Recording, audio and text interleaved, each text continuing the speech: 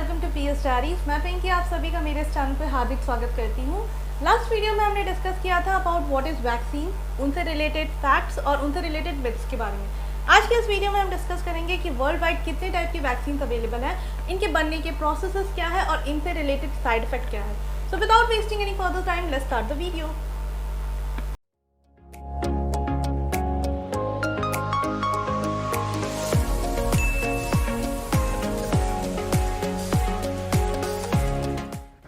Number 1 is Pfizer vaccine. ये एक messenger RNA vaccine है जिसे 11 दिसंबर 2020 को एफडीए ने इमरजेंसी यूज़ के लिए अप्रूवल दिया था।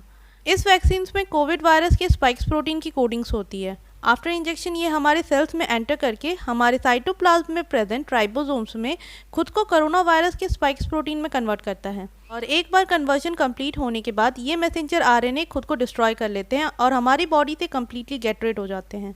जैसा कि मैंने लास्ट वीडियो में भी कहा था कि लोगों के मन में ये मिसकंसेप्शन है कि ये मैसेंजर आरएनए वैक्सीन होने की वजह से ये हमारे डीएनए को अल्टर करता है।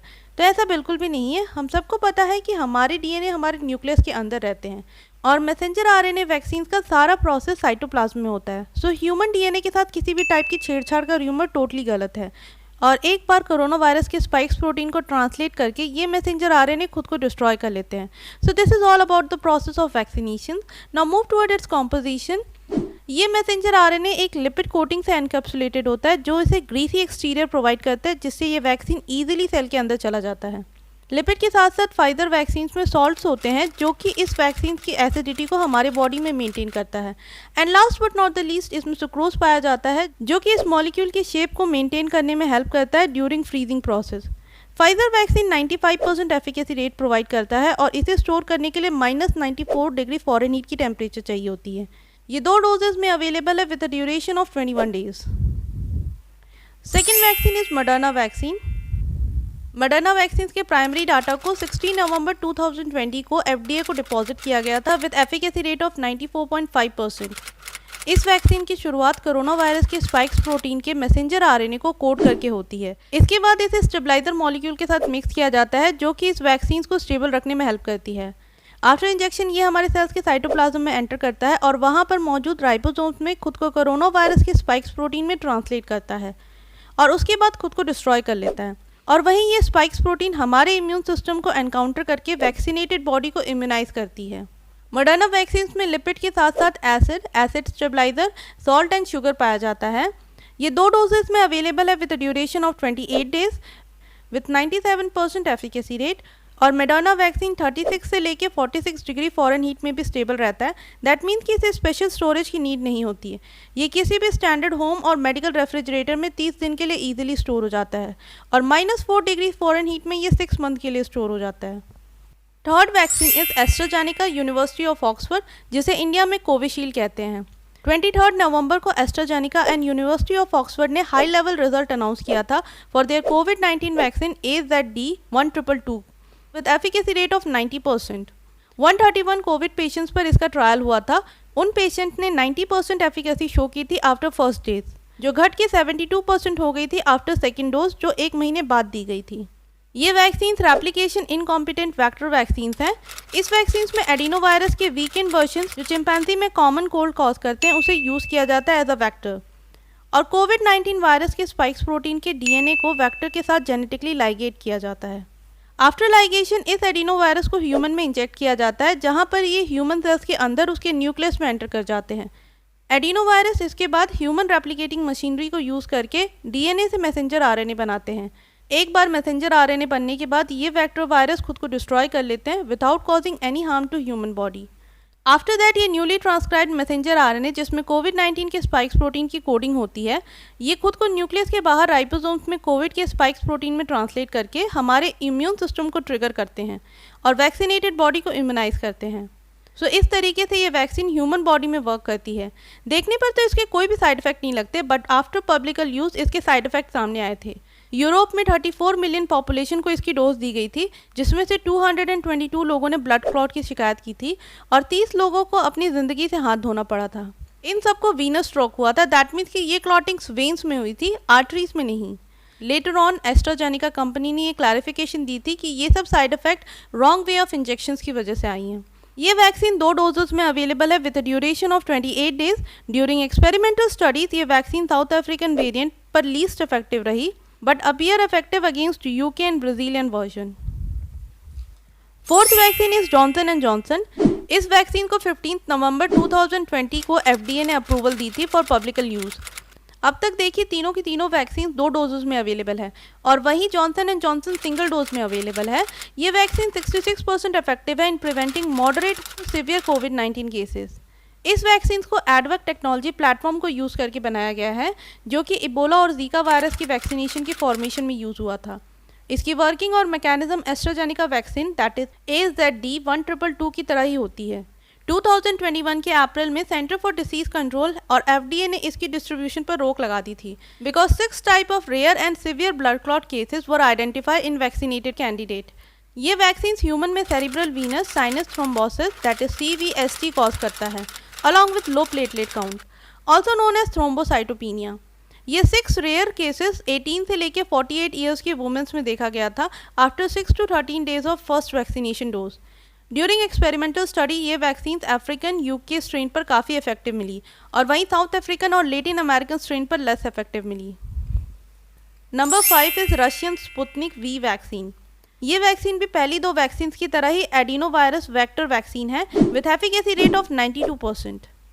इस वैक्सीन को 11 नवंबर 2020 में Russia national research for epidemiology and microbiology ने पब्लिक यूज़ के लिए अप्रूवल दी थी। ये वैक्सीन 2 डोजेज में अवेलेबल है with the duration of 21 days. Russia camellia research institute ने अपने प्रोडक्ट की वर्ल्ड वाइड मार्केटिंग पर ज़्यादा फोकस किया है। यही रीज़न है कि इतनी बेहतरीन एफिकेसी रेट होने के बावजूद भी ये अपने सिंगल डोज को सिर्फ $10 पे सेल करते हैं जो कि फाइजर वैक्सीन के कॉस्ट से हाफ है। इसकी मार्केटिंग स्ट्रैटेजीज को आगे बढ़ाते हुए उन्होंने ये प्रेडिक्ट किया है कि नेक्स्ट ईयर वो स्पुतनिक वी की 1 बिलियन डोजेस की मैन्युफैक्चरिंग करने की कैपेसिटी रखते हैं। एट प्रेजेंट वो अपने मटेरियल को इंडिया, ब्राज़ील, चाइना और हंगरी में बेच चुके हैं। Number 6 is Sinovac biotech. ये एक इनएक्टिवेटेड वैक्सीन है जिसमें इनएक्टिवेटेड कोविड वायरस होता है।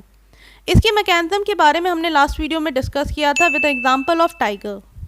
इनएक्टिवेटेड वायरस वो होते हैं जिसमें वायरलेंस जीन्स जो डिसीज़ कॉज करती है उसे निकाल दिया जाता है और जब ये इनएक्टिवेटेड वायरस ह्यूमन बॉडी के अंदर जाते हैं तो खुद को मल्टीप्लाई भी करते हैं, हमारे इम्यून सिस्टम के साथ एनकाउंटर भी करते हैं बट किसी टाइप की डिसीज़ नहीं कॉज कर पाते। इस चाइनीज़ बेस्ड वैक्सीन को 13 जनवरी 2021 में 50.38% एफिकेसी रेट के साथ अप्रूवल मिली थी after late clinical trial in Brazil. May 2021 में WHO had asked for more data regarding safety of shots and manufacturing process. Seventh vaccine is Novavax. 28 जनवरी 2021 में Novavax ने अपनी कोविड वैक्सीन NVX-CoV 2373 की announcement की थी with efficacy rate of 89.3% in phase 3 trial.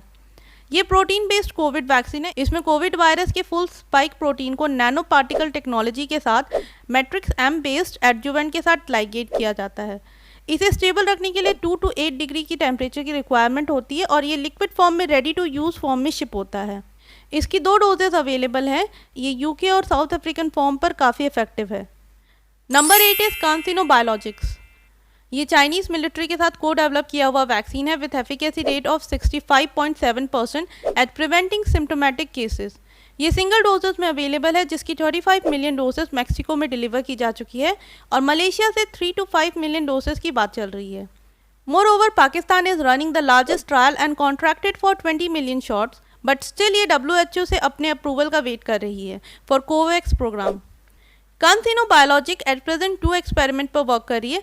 पहला ये कि क्या कांसिनो वैक्सीन को स्पुतनिक वी के सेकेंड डोज की तरह यूज़ किया जा सकता है और अगर यूज़ किया जा सकता है तो क्या ये सेम रिजल्ट देता है या उससे बेटर रिजल्ट देता है। दूसरा एक्सपेरिमेंट है इसे इन्हेलर के फॉर्म में प्रोवाइड करवाना बट इस एक्सपेरिमेंट को Chinese centre for disease control के डायरेक्टर ने रोक दिया है फॉर सेफ्टी पर्पसेज। ये भी एक वायरल वेक्टर वैक्सीन है जिसमें कोविड वायरस को एडिनो वायरस के वेक्टर में लोड करके वैक्सीनेटेड बॉडी में इंजेक्ट किया जाता है। Number 9 is Bharat biotech.